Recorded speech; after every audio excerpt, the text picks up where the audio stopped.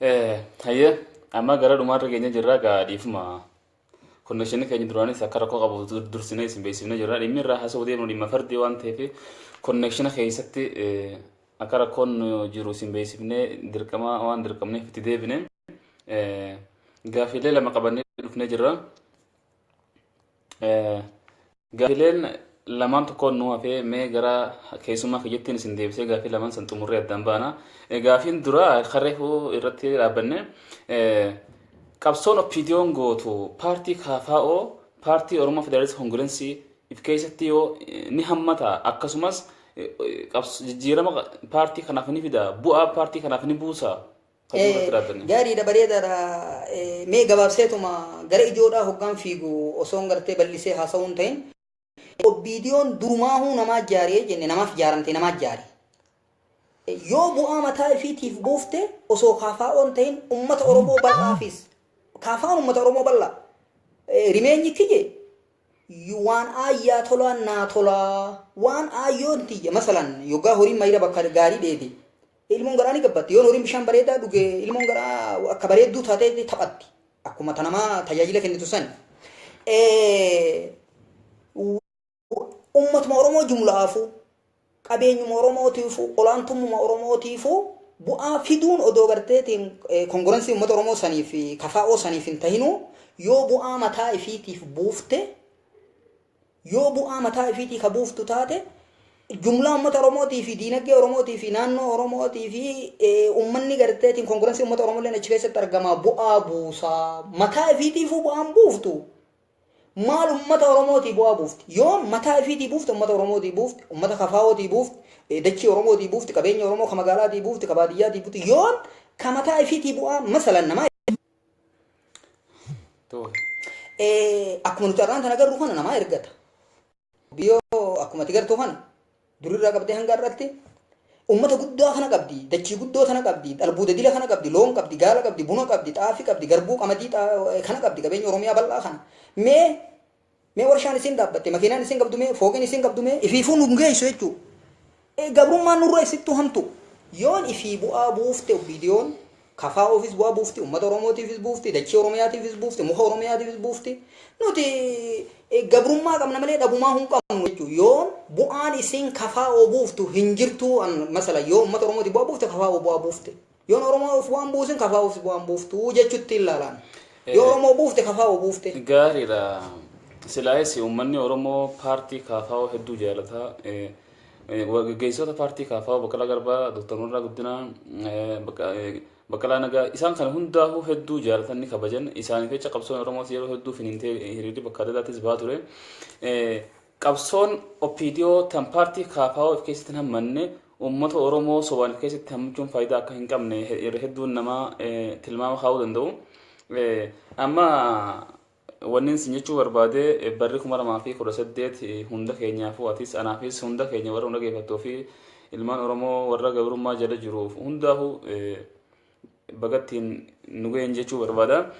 Mee bara 2018 sababeeffachuudhaan ani gaawwan tokko dubbachuun dhiisu yeroo hedduu qabsaa'ota seenaan dagataman kana yeroo hedduu afaan kiyya keessaa bahee dubbatama. Maatii qabsaa'ota kana yamajjiin takka jiinima keessa jirru kun ji'a waboon ittiin kabajattuu fi akkasumas yaadannoo qabsaa'ota bilisummaa Oromoo duru kan wareegaman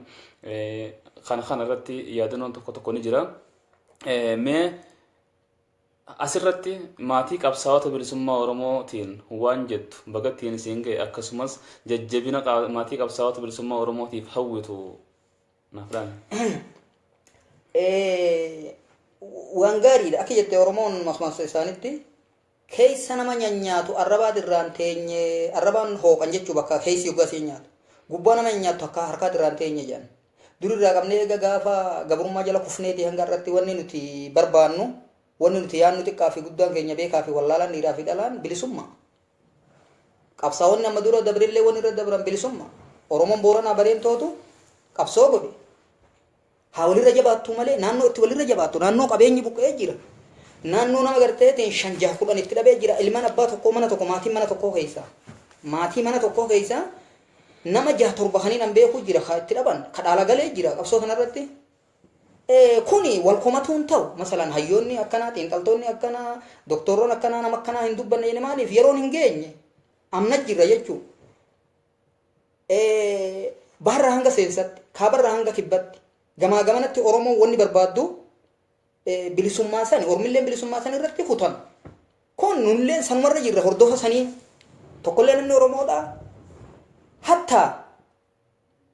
darreen Oromoodha namni garteetiin Oromiyaa fi bilisummaa lubbuun hin kennine hin jiruuf kun masalanii wanniin isin hawu bara 2018 kana sababeeffachuudhaan wanniin garteetiin uummata Oromoof illee hundumaafuu jechuu xiqqaa fi guddaa bahaa fi seensatti wanniin dhaamuuf wanni uummanni gartee gootuwwan keenya irratti dabran qabsoodha. Qabsoon sun bakka hin geenye bilisummaan sun as hin baane bilisummaan isin hawwaa jajjabinni tokkollee kan isin hawwarra hin jiru kaafe hidhatee dhiiraa fi dhalaan xiqqaa fi guddaan ka'ee waan isaan karaa dhaabansan waan isaan banan turree saaqansan ilmaan abbaa tokko ka 6 du'ee jira ka 8 du'ee jira ka qabeenya guutuutti dhabee jira ka horii irraa saamanii jira ka dachii irraa fudhatanii jira sababa tanaatiin intala dhalaadhaa tanam 8 gudeedee ajjeeseen beekan dhihuma tana 90 takka Itoophiyaadha intala baluu abalutti hin beeka Tigree gudeedee ajjeese haadha isiitiin beeka abbaa isiitiin beeka ka takkantiin kalaman ta'in kun akkanumatti Oromoo bahaa fi seensa keessa jira kuni isaaniif jajjabeenya isinii hawwu badhaasa isaanii kennuun kiyya badhaafni jara sanii kennu jechuudha warra qotisan lubbuu isaanii bareedduu san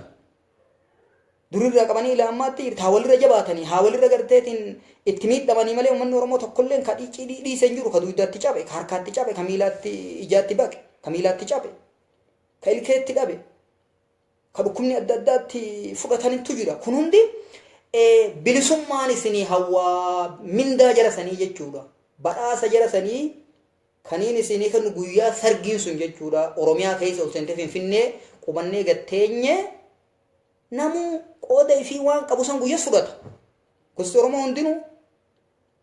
hayyoonni taanii guyyaa san angoo hiran hayyoonni taanii guyyaa san diinagdee hiran hayyoonni taanii guyyaa san olaantummaa fi kabaja waan qabsoo garteetiin maatii wareegitotaa jedhanii guyyaa sani arra bilisummaa saniin isinii hawwaa bilisummaa badhaasa isinii godhee bara 2018 jalqaba kanaan bilisummaan sun shaffiftee akka dhuftu nulleen shaffisiifnee akka finnu hidhannoodhaan yaadaan tokkummaadhaan diinagdeedhaan wal jala deemnee akka finnu hoggaa wanni sun dhufte mariin hoggaa sanii odoo sun hin dhufe wanni dubbannu hin jirtu maatii garteeti wareegdotaa san waatii qabsaa'otaa saniin wanni jennu bilisummaa isinii haa fiduu kanaan jedhani maqaa keetii fi maqaa dhaabbata kanaatii fi maqaa uummata Oromoo bal'aa fi kabahaasiitii fi kaseensaatii fi booranaa bareentootiin ummata islaamaa hundaatiin maqaa garteetiin ummata islaamaa cufan ummata Oromoo kabahaa fi seensa jiruutiitiin wanniin ju'uun wanniin isinii hawwu bilisummaan isin hawwu bilisummaa rabbi isinii haa fiduu bilisummaan hoggaa dhufte maatii wareegdotaa sanii waan jennu guyyaa san beeyna uummanni Oromoo guyyaa san waan ju'uun qabaa arra wanni janiin hin jirtu kaafetti dabaliin ja'an gara kiyya gurbaa manatti hafe akka kutee sanitti akka garteetiin masalanii goota waaqoo guutuudha jinnaar waaqoo guutuudha faa akka jaarraa abbaa gadaa faa akka ilmoo qilxuu akka taaddasaa birruudha akka garteetiin hordofaa Ahmad akka ibsaa dagaa akka hambisaa soolee akka dahoo soolee namootii akkasii tamanatti hafte san itti dabaliin jaan haadha gootaatiinis abbaa gootaatiinis obboleeyyan gootaatiinis santu mana keessatti hafee santu jira sun dabalameetuma bilisummaan sun bakka gahu yoon sun bakka ngeen wanni isaanii hawwinuus hin jirtu wanni isaanii hin jennuus hin jirtu gumaanni yookiin diggisiin waan isaanii kurfeessinee itti kenninu arra hin jiru arra maali waan san galmaan gayuudha isaaniif bu'aa buusuun isaan galatoonfatuun isaan bakka gaarii guddoo tokkotti ilaaluun bakka guddoo tokkotti waan laalluun qabnu waan warqi sun bakka hin gayiniin waan isaan ka xurreen isaan saaqan sun bakka hin gayiniin waan laalluun qabu kumaatamaan lakkaawama naannoo naan itti dhaladhe keessatti nama 6 dhabee jira ilmaan abbaa tokko nama 5 dhabee jira nama 10 dhabee jira nama qabeenya akka jiruun jumlatti irraa fudhatanii jira nama biyyarraa deemee amata 20 ama 30 itti dhabamee abbaan maatii beera 5 beera 4 beera 3 qabu kaawaan kana ilmaan 12 ilmaan 20 qabu irraa biraa deemee dhabamee itti wannatee jira nama mismaaraan mataa keessa diramee itti ajjeefamee jira namni nan beeku kaniin ilma baluutu siin jira Rashid Abdoofa fannisanii jechuudha mismaaraan isaa jira osoo ummanni Oromoo guutuun kun dhaabbatee ilaaluu gamanaan dhawanii gama sii baasanii jira gama siin baasanii jira kalafarra shorroysanii jira kun wanni isaanii hawwinu kaafetti dabalamee waan san waa ta dhihaatte amma dhihaatte jechuudha akka yaannuu fi akka laallee garrutti as dhihaatte waan san sargii san jechuudha guyyaa sargii san aruusa san aruusni sun Finfinneetti galu yeroo inni Finfinnee ol seene maatii qabsaa'otaa saniinis ga'een keessan kana hoodha wanni isin barbaachisu waan akkanaati hoodha maqaan isin qabdanis kana hoodha guyyaa alaabaa diimtuu makiinaa dhiigarratti Oromoonni kennuuf dhihoodha yoo rabbiin fedhe guyyaa si malee har'aan tana waan isaaniin jennu bilisummaa isin hawwina jennaanii kaafetti dabalaa qofa. Gaariidha keessummoonni keenya daawwattoonni keenya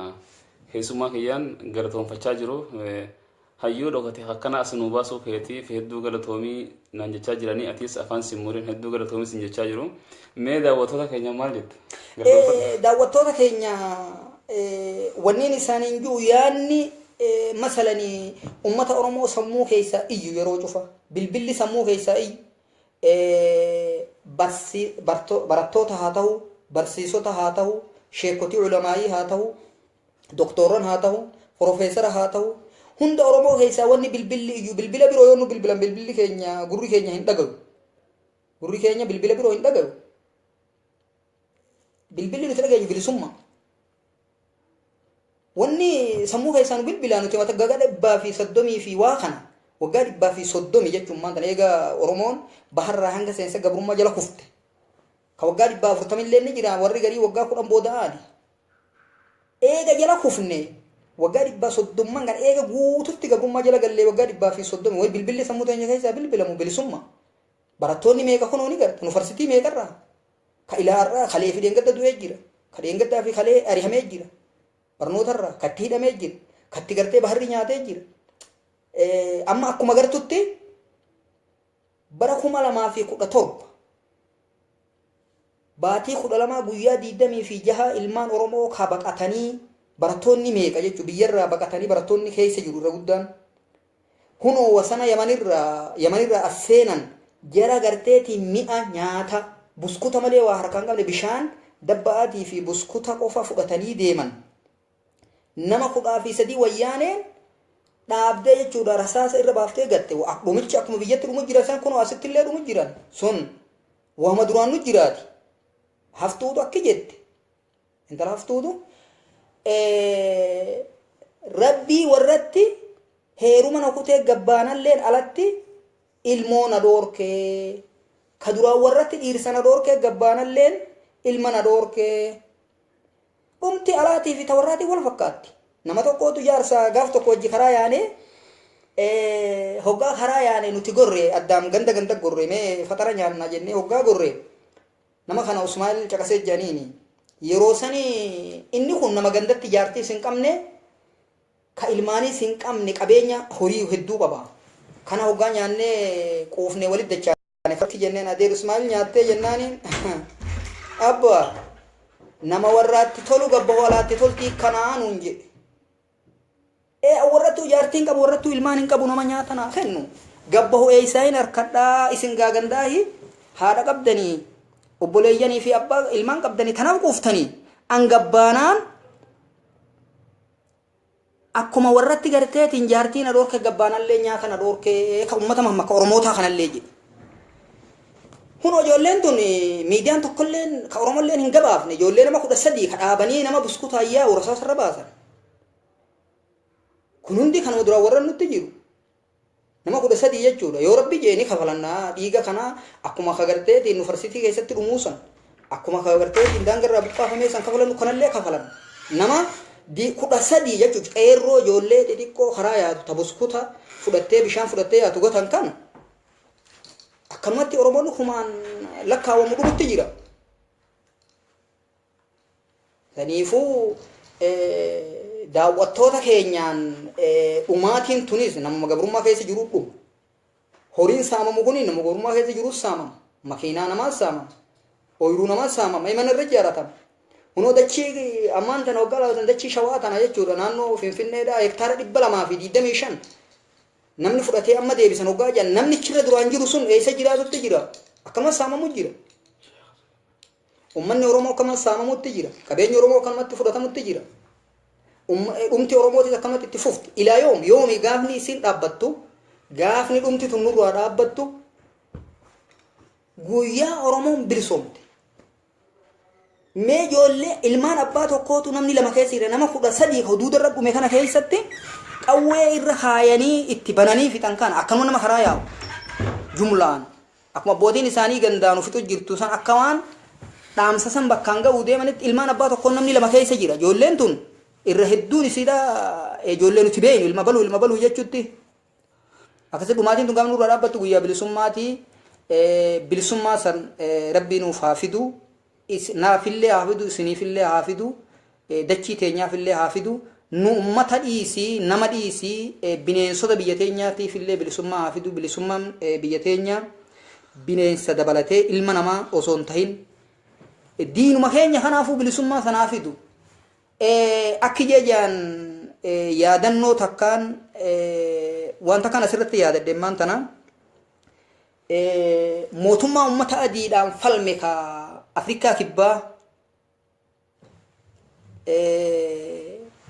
santu guyyaa hidhaa waggaa 27 hidhamee hidhaa keessaa qoratan achi keessatti dhaqanii maal jedhaniini Mr. Mandela maal jedhaniin ati amma hoggaa baate hidhaa tana odoo ka aangoo harkattu taate biyya tana maal gootaa takka akkamii bulchitaa jedhanii gaafatan biyya tana akkamii bulchuu teessaa jedhaniin biyya tana akkeen itti bulchuu taa'u nama gurraacha gabrummaa jalaa hin baasaa nama adii sodaa jalaa hin baasaa jedhan Mr. Mandela guyyaa hidhaa bahuu deemu hoggaa qoratan gaazexanyoonni achi keessatti uummanni beeytotni achi keessa dhaqee hoggaa qorate nama adii sodaa jalaa hin baasa maaliif uummata gurraacha kanaan nu fixa jedhan gabrummaan uummanni kibbaa keessa ture akka teenyaa tanaa miti teenya tanarra hamtu maaliif hattaa hanga guyyaa jechuudha qurxummii kuulii nama tokko bira namni hoggaa dalagu jechuudha nama adii bira hoggaa dalagu fuudhanii bahara keessaa qurxummii guuraa qurxummiin tun bishaan kun kommota kibbaati baharri kun kasaaniiti kuulii dalagaafi hoggaa kuulii tana dalagaa oolee galgala inni dhufe qurxummii takka kennaaf waan galgala nyaatee buluun maaliif tana kennaaf akka yoon garteetiin kan maallaqa kennuuf taate bor dalagaa tanarraa oolaa yaade biroo nu yaadanii qurxummii tanarraa fudhatee galee nyaatee borgana waan faqara nyaatuun qabu chigganam akka chigganamuuf jecha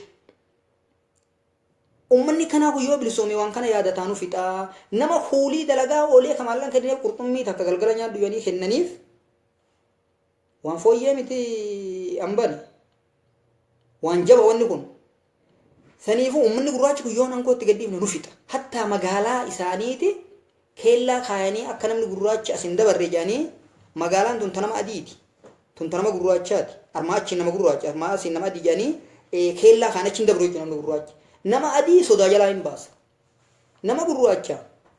gabrummaa dhuma rakkina jalaa hin baasaa jedhan gaariidha mee kana jaalaa gudees waan babbareedoo kanarratti akka dhiyaannee wajjin mari'annu abdiin qaba mee amma gara keessummaa keenya tokkottiin isin dabarsaa keessummaan keenya Abu Abdurrahmaan Oromoo mee seeni keessummaan kiyya online irratti argama Abu Abdurrahmaan Oromooti hangasittuu waan tokko dubbachaa jira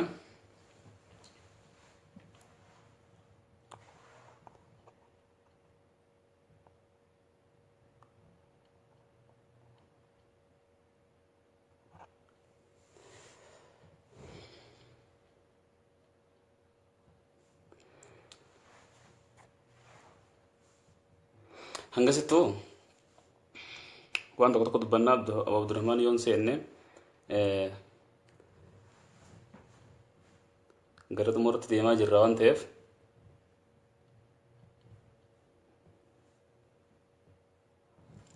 Ustaaz Abu Abdurrahmaan seegaa jirra qophiin qabu natti fakkaata dhiifama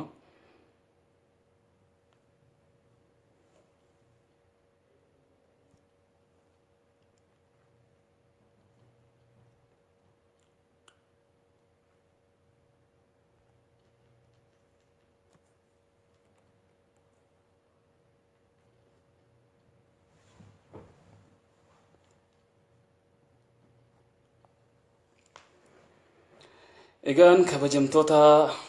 hordoftoota keenya sagantaa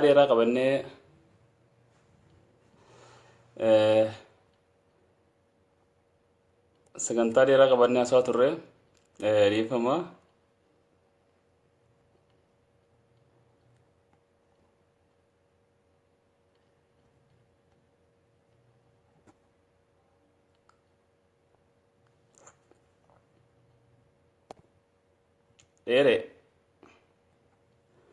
Dheere ayyummee rikoostiin argime yeroo tokko qophii yoo jiraatte rikoostiin argi si eegaan jira. Aboo Abdurrahmaan qophii natti hin fakkaanne garuu nu daawwachaa jira.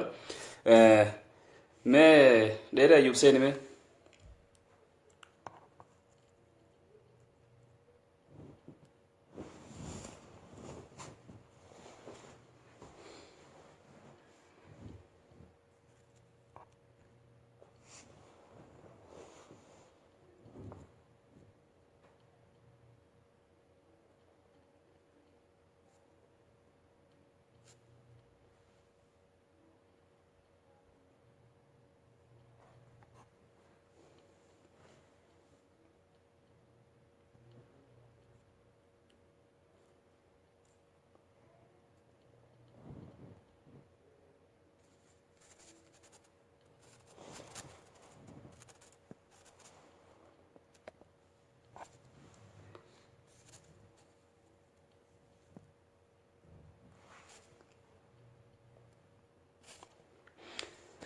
egaan kabajamtoota hordoftoota keenya sagantaa dheeraa qabannee haasawaa kana fakkaatu irratti waliin haasawaa xuruun keenya ni yaadama. Haasawaa goolabaa tokko isiniif xumureen yoo keessummoonni kiyyaan keessatti kan dhufan taate keessummoota kiyya keessummeessa. Keessummoonni yeroo dhufan jiranitti fakkaata. Hundaafuu kanarra irraa dubbachaa turre Minilik haasawaa Minilikiin eegallee haasawni Minilik uummata Oromoo jechoota akkamiin cunqurfamaa akka tureen irra deebi'ee isin yaadachiisa. Minilik haasawaa wantoota gurguddoo dhaamsa gurguddoo 8 uummata habashoota mootummoota habashoota kan isa booda hafanii fi kan yeroo sanitti fedhe dhaamaa ture. Dhaamsa 8 reefu isiniif himnee jirra irra deebitanii dhageeffachuu dandeessu. Kan itti aanu mootummaan Itoophiyaa Koreen Addawaabiin dhiheenya kanatti waan gallakkifte waan walgahii teesseen booda haasoo isin haasawaa jirtu irrattii fi akkasumas manni hidhaa maakalaawiin akka cufamu irratti yaada keenya irratti dubbachaa turre. Keessummoonni kiyya dhufaan jiran waan ta'eef qophiin keenya irraan tanaa kanumaan xumuramaa. Qophii biraa sagantaa biraatiin keessummaa akkanaa keessummoota biraatis afeerree asirratti waan tokko wajjin haasa'uudhaaf kan itti deemnu ta'a. Har'aaf sagantaan keenya kanumaan xumuramaa. Waan hordoftaniif waan dhageeffattaniif horaa bulaa deebanaa bara 2018 baga isiniin ga'e baga ittuma walumaanuu geenye bara bilisummaa bara tokkummaa bara Oromoon itti cimee waliin deemu akkasumas bara qabsoon Oromoo bara 2017 caalaa finiinee itti fufu tokkummaan uummata Oromoo itti jabaatu mootummaan qarree gubbaa ga'e kun qarreetti jigu rabbiin of taasisu jecha kanumaan xumurraa nuuf jiraadhaa horaa bulaa deebanaa turtii gaarii isiniin jenna.